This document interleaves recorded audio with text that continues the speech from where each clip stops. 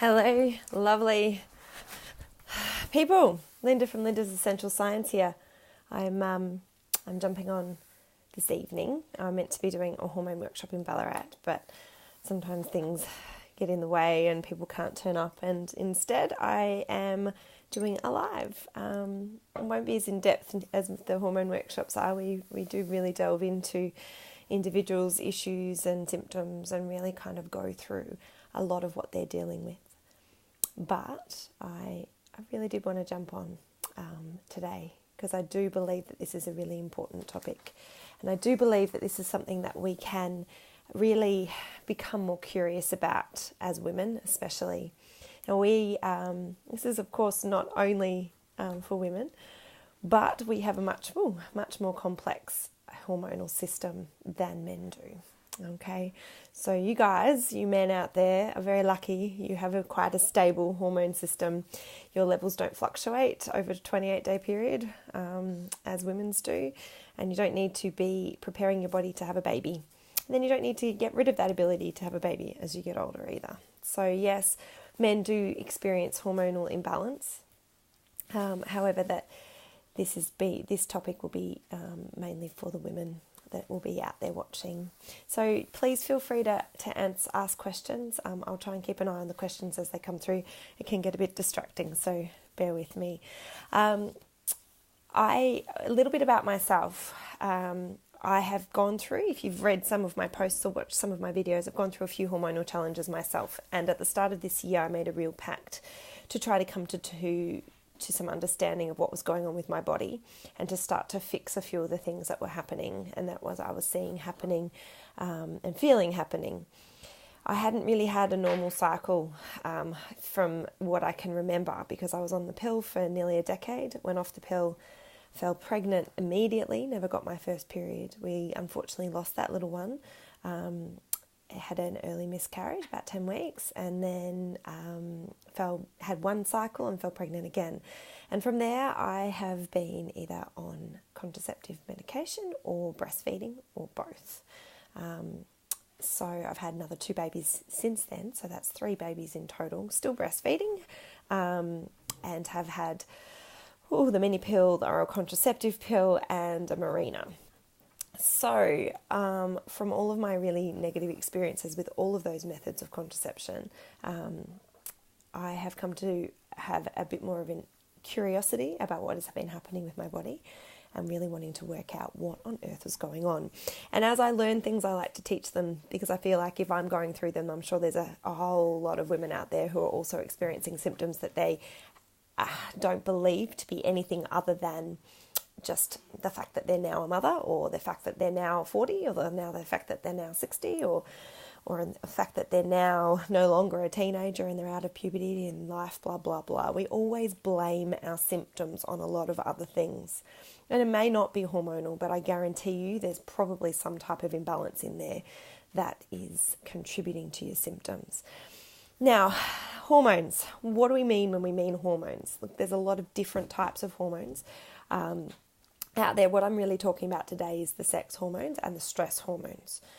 Okay, so we have, hey Amanda, we're going to talk mainly about the sex hormones today because I have covered cortisol before, and I will do a separate cortisol post again, live again, because I think that that's a very, very important hormone to talk about, and it impacts quite significantly. Hey, beautiful Ange, it impacts significantly to the way we make our hormones. So I'll talk about it just for a little bit. Cortisol is produced mainly in our adrenal glands, which sit above our kidneys. They're little walnut-sized shaped glands, and we have 2 of them. And they basically are there to make a lot of our hormones. They also make a mother hormone called pregnenolone, which we'll talk about a little bit as well. But this cortisol, the problem with cortisol is it needs, it's prioritized. So if you're making a lot of cortisol, you're actually going to steal the pregnenolone that you're making, which is the mother hormone, which makes all of the sex hormones. You're going to nick that to make the cortisol. And as a result of that, you're not going to have enough there to actually make a really important hormone called progesterone. So it's called pregnenolone steal, or cortisol steal, which means it nicks that mother hormone away, and you actually slow down or reduce your production of progesterone. Hey, beautiful Beck. Okay, so that's why cortisol is important. And how do we produce and why do we produce cortisol? Again, tune in for a later post, hopefully at the end of this week.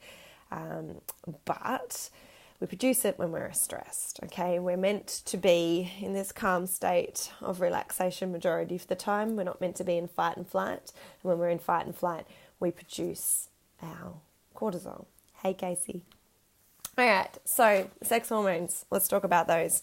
They're made in a number of places. We'll start with estrogen. It's made in our ovaries, our uterus, our adrenal glands, our fatty tissue. There's a few different types of estrogens. I go into those in more detail in the workshops, but again, I'm going to try and condense this down so that you get a bit of an understanding that there's more to learn, and we'll go from there. Oh, and I've just forgotten to grab a book, so I'll just get Jimmy to do that. Can you grab me my Hormone Cure book, please? Should be in there, hopefully.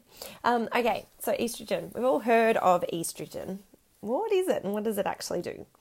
Well, it's really our woman hormone. It makes our joints soft and lubricated. It makes our joints flexible. It makes us, thank you very much. Hormones, woo. He just said hormones, woo, if you didn't hear that. It's a very special book. I'll talk about that in a tick. So it's what makes us women. It makes us curvy. It makes us able to have children. It is the building blocks of what creates our lining in our uterus. So estrogen's job is to build the wall, or the uterine lining wall, in the first 14 days, or the first half of our cycle. Okay?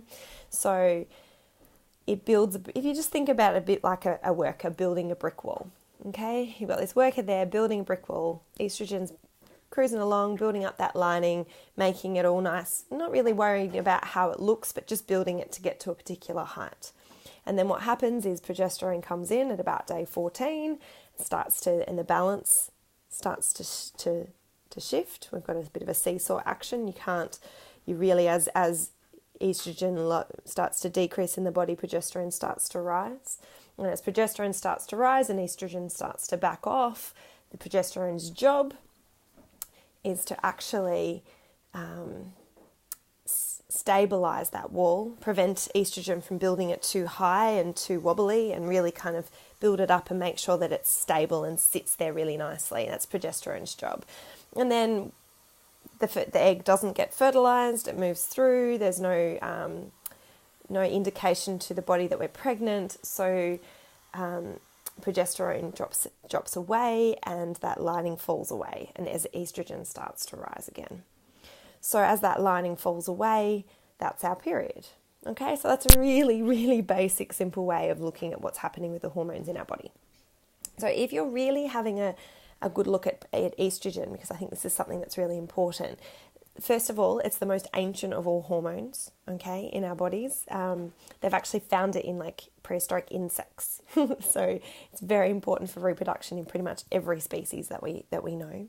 It buffers our moods. It keeps us on task. I'm going to read a little bit out of here so I don't forget bits and pieces. It, as I said, builds the cell lining of the uterus in the first half of the cycle.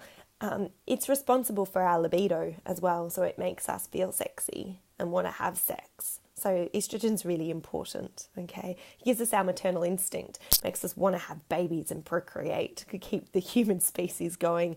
And then as the levels of estrogen start to drop, we start to realise that sleep's actually really, really important, and we'd like to maybe sleep a bit more than have more babies.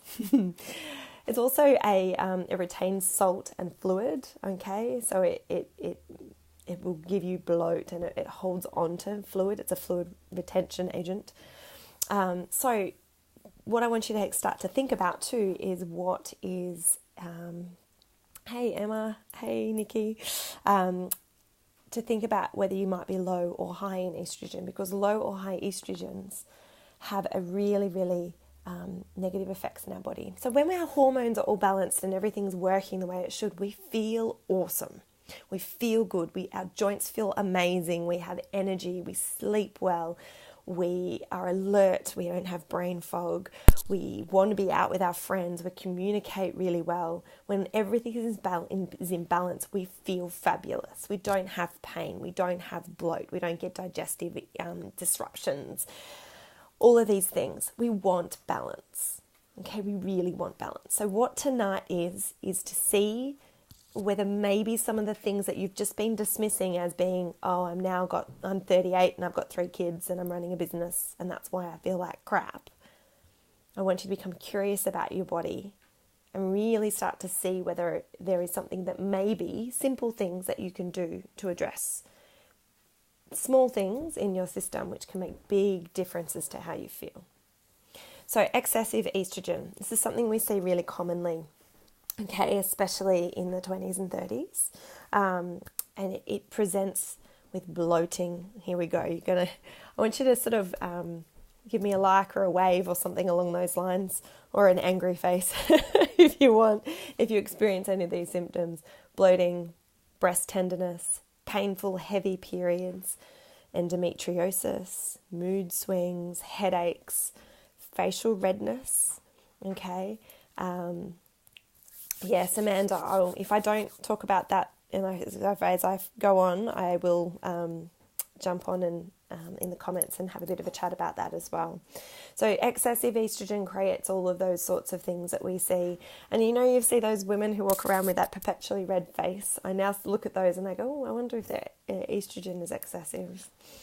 Low estrogen is what we start to see when you become perimenopausal, which for any time after the age of 35, you can become perimenopausal. And basically that just means that your estrogen levels are starting to drop. They're starting to decline.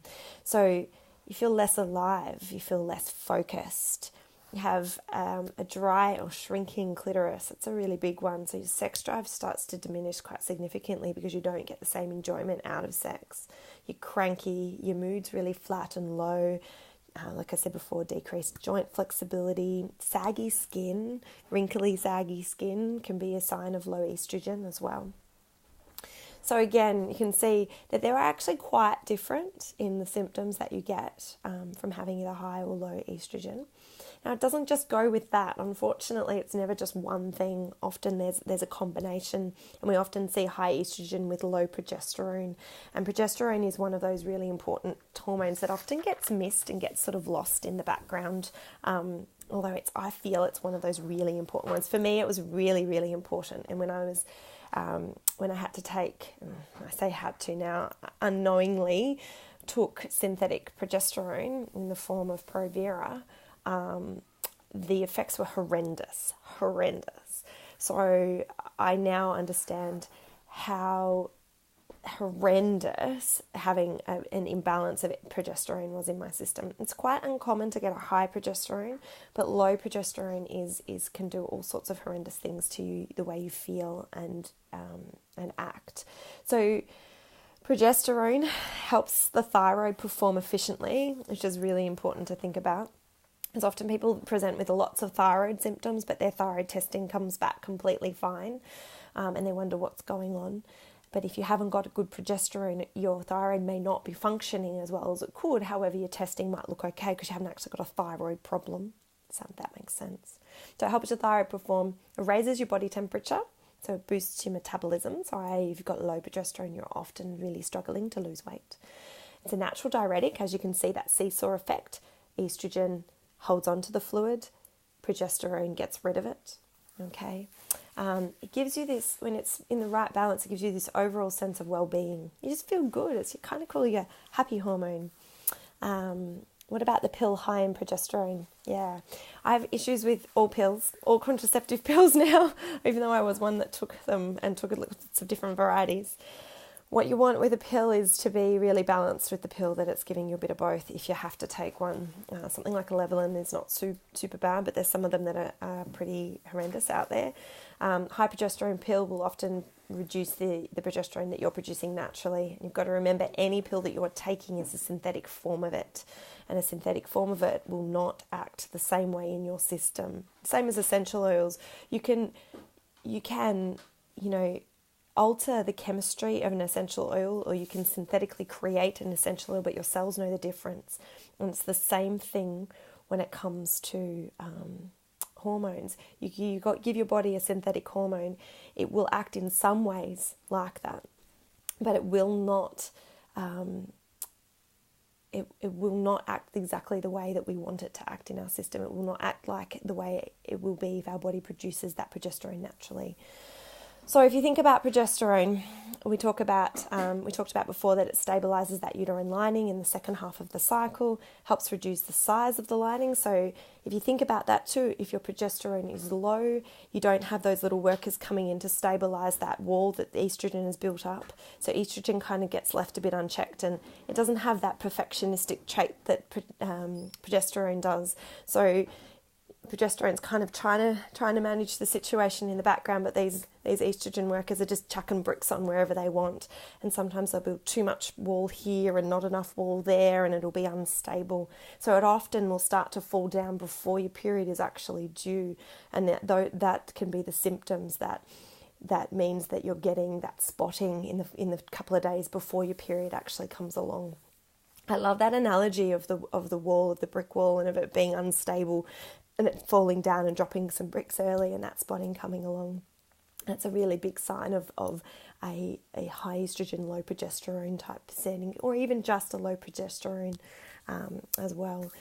So when you do have low progesterone, it is a really big infertility contributor, okay? Big infertility contributor.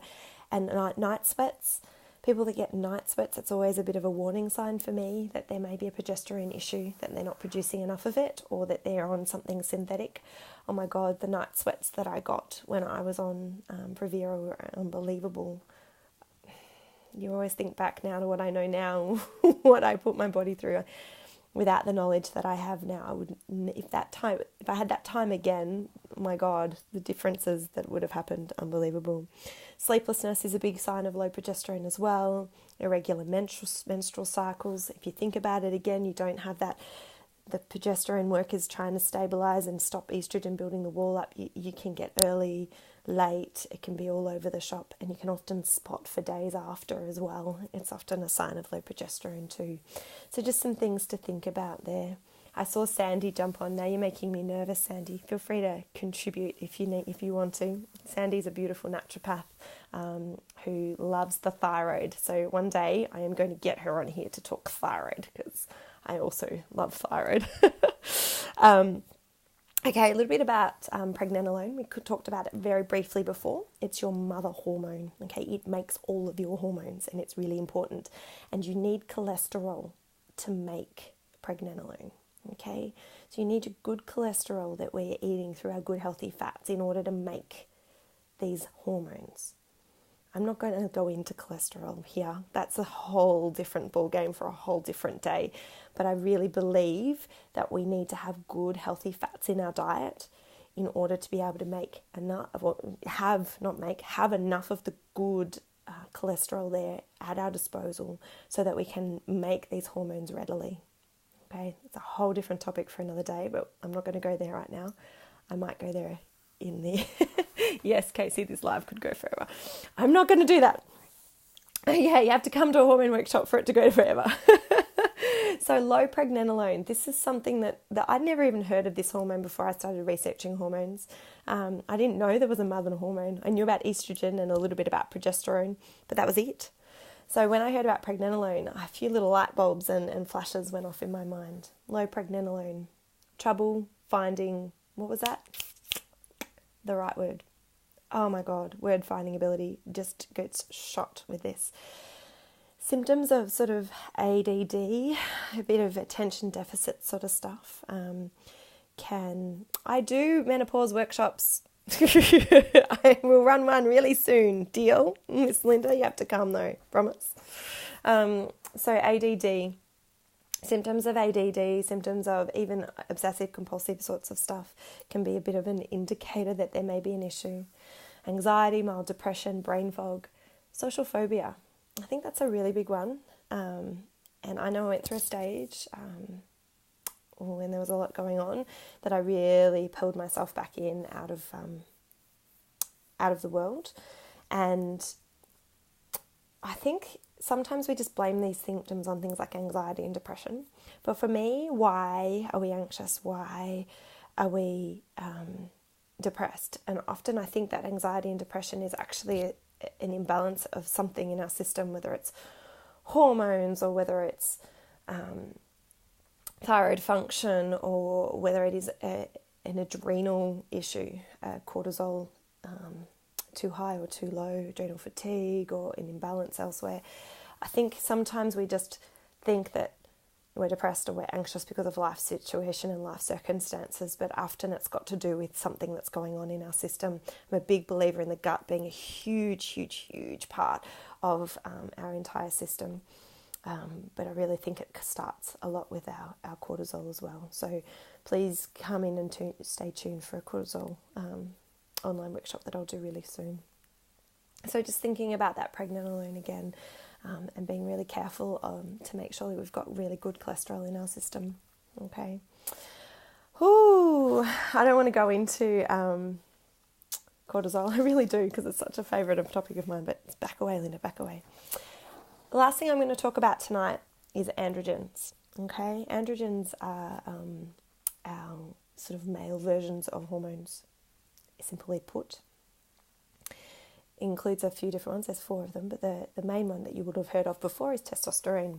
Now, testosterone is really important, and in women we should have about 250 micrograms of it in our system, but men have 10 to 40 times this amount. Okay, so it really distinguishes whether we're male or female. Basically, it's what kicks in the fetus to turn what could be ovaries into testes, extend the clitoris into a penis, all of those sorts of things. So it's a pretty cool hormone. It also really helps us feel good. It helps us build muscle mass easier, often is better for pain. Too much of it can give us excess hair. It can also give us a lot of anger issues and things like that too. But high androgens is one of I think one of the real big reasons for infertility as well. And the symptoms of excess androgens or excess testosterone are that adult acne that appears, okay, the pimples that break out, rogue hairs, hair loss and thinning that happens, okay, is another sign of excess androgens, not necessarily the testosterone, but a couple of the other ones as well. And there is a link between high androgens and polycystic ovarian syndrome, PCOS, PCOS as they call it in the States, which is really quite a prevalent issue at the moment. I know so many women who don't fit the usual profile that have PCOS. And it's something to really be aware of and start to wonder why this is happening so much in our world. So, okay, it's all a bit doom and gloom. Now you've identified that there's potentially some issues. What I want you to do is I want you to educate yourself. There's some really great resources out there that you can get. I adore this book, okay? It's called The Hormone Cure by a lady called Dr. Sarah Gottfried. She's fabulous. She breaks it down. It's easy to read. If you don't like the science like I do, you're allowed to skip it. She even says, if you don't like the science, skip through to the Gottfried Protocol. And there's some really basic, easy things to follow in there. Go and see a really good naturopath, because someone who specialises in hormonal balancing and really start to nut things out, because it's often the small, simple changes that make a really big difference. And that's what I love about her. She doesn't go through massive supplementation and huge amounts of changes, but it's the little things done consistently and done well that can make a big change into how you feel on a day-to-day basis. The little things done well, consistently well, make a big change. Okay, and I often find people go to see naturopaths or functional medicine practitioners and they're given lots of supplements to take, but they're not actually doing the little things well. And when I say little things well, the stuff I mean is meditating, breathing, going to bed at the right time, eating well, okay, reducing things that increase your cortisol system, like caffeine, getting rid of it if you can. We don't want to be waking ourselves up with caffeine and cooling ourselves down with alcohol. If you're having to do that, there's an imbalance, there's a problem, okay? If coffee is life, then there's a problem, because coffee shouldn't be life. Coffee should be something that you enjoy, but you shouldn't need it to get yourself started. Your kids shouldn't know how to turn the coffee machine on in the mornings for you because they're scared of you before you have one. If that's you, then you can change this, okay? Now, I'll talk, because this is an essential oil page, I will talk a bit about the oils, but they are a small part, a really small part to getting things right, but they've been phenomenal for me. There's a blend called Claricalm that every single woman in the world needs. It has made a huge difference to me, I absolutely adore Claricalm. I roll it over my ovaries every single day. And since using that and doing a few other little things, my period just appears. It appears out of nowhere. And I know it's about due because it's around the 28-day mark, but I don't track things because life, 3 kids, blah, blah, blah. Tracking's not my favourite thing to do, but it is just, I love it. What's her Insta handle? Okay. Casey can answer that one, Prue. So, what to do for hormones? These are a few of the things that I love. Okay, for cramps, if you get hormonal cramps, Claricalm for starters. But 3 oils that I like in a blend are basil, clary sage and lavender. I would do equal parts of those in a 10 ml bottle. I personally like quite a high concentration, so I would do 20 drops of each of those, and I would have that on hand for if you're having cramping symptoms, and I would place them straight over the ovarian area in a roller bottle. Okay, if you have pain, all right, the pain we're talking about, back of the lower back pain that you get, the aches, the Ice Blue blend is amazing for that. But also you can make them up a really lovely roller bottle with peppermint, and I put quite a lot of peppermint in. Peppermint, clary sage, and lavender. You see the theme here with clary sage and lavender. Peppermint, clary sage, lavender, copaiba, frankincense. You can put black pepper in if you don't have copaiba because it has the beta-carotene in it, but copaiba is a much better blend. It has much higher concentrations of that. Peppermint, clary sage, lavender, and copaiba. Again, I would do more peppermint, so 30 drops of peppermint and about 15 drops of the others in a 10 ml roller, and roll that over those areas that are sore. I also adore, and now again, internal use is for a different day. I take them internally when I'm really feeling the pinch, and for me, using clary sage and lavender in a capsule really helps to bring my anxiety levels down when it's hormonally based, and the brain fog really helps with that. It also helps my hormonal headaches. But I tend to find if I use the Claricalm every day, I don't need to take it internally. So I haven't done that for actually a good 4 months. And it was a good 4-month period where I was taking it internally just before my period was due, and through ovulation as well. For heavy menstruation, we know that heavy menstruation has most likely to do with excess estrogen. Okay, this is broad. There's often a lot more going on than just one simple thing, but it's good to just tackle what you think the main issue is, and then we can nut the rest of it out. Heavy menstruation, the oil that you need to get into your life is helichrysum. Phenomenal oil. And adding that in, the blend that I love is helichrysum, cinnamon, cypress, and geranium in a 10 ml roller. So I would do 20 drops of helichrysum. Now it's an expensive oil, but it is worth it. Okay, worth it. I would do 10 drops of cinnamon, 10 drops of cypress, and 10 drops of geranium in a 10 ml roller bottle, and I would roll that over the ovaries in the evenings and Claricalm in the mornings. Okay, if you get heavy periods, that is the protocol that I would utilize. Menopause and perimenopause, where the estrogen levels are starting to drop. Peppermint is incredible for hot flushes, but I don't just want you to treat the hot flush as it comes. I want you to look for the cause of the hot flushes, because honestly, guys, menopause should just come and go, and it should be a really gentle and relaxing time of your life. You shouldn't need HRT in majority of cases. You shouldn't need those sorts of things. Just like you shouldn't need to go on the pill because you're getting pimples when you're in your teens, or you're crazy hormonally, like mad woman. That is a sign of an imbalance. It is not a reason to take a pill. Okay, I took a pill. I've done it, and I was really lucky that I took mine later in life. So I only started in my 20s on the oral contraceptive pill, whereas a lot of girls these days are starting, even 11 and 12 because they're getting their periods way earlier than they used to as well. So again, I have a big opinion on that, and I know that there's often, when it's used purely for contraception, and a low dose pill, then sometimes it can be okay, as long as you're aware of what it's doing to your system and you put things in place to assist that. But if you're taking it for anything other than the purpose that it was designed for, i.e. for contraception, if you're taking it to assist with a symptom, then I implore you to look into why that is happening to you and try to sort that out naturally.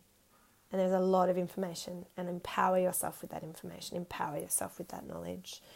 What else have I got there? Hormonal balancing, the oils that I love. 3, we'll keep it simple. Estrogen, clary sage. Estrogen imbalances, clary sage all the way. Okay, thyme is really great for progesterone. There's some great studies with thyme and progesterone and helping to balance that down. So that's the one I tend to go for that, even though I do think clary sage is quite helpful for that as well. And for testosterone, sandalwood. Okay, so these are not things that are going to create more estrogen or less estrogen and in your body. They just support your body. It's natural processes. It gives it assistance. It's like putting the hand on the back of the bike to help the kid up the hill. It's just giving you a gentle push up the hill. It is not going to fix you, cure you, change you, but it will assist your body to do what it's doing naturally. And that's what I love about essential oils. That's their power, is to assist you to do what your body's already trying to do, but it can't do it. Okay, it's like running a marathon and not drinking any water and not having anything at all whilst you're running, and expecting to finish and not hit a wall. Your body's going to run out of fuel. Okay, so if you're giving your body the right fuel, you're going to do a lot better. And the same thing happens when it comes to hormones in your system in general. If you give it assistance in a really beautiful, safe, natural way, it can really make what you're doing easier.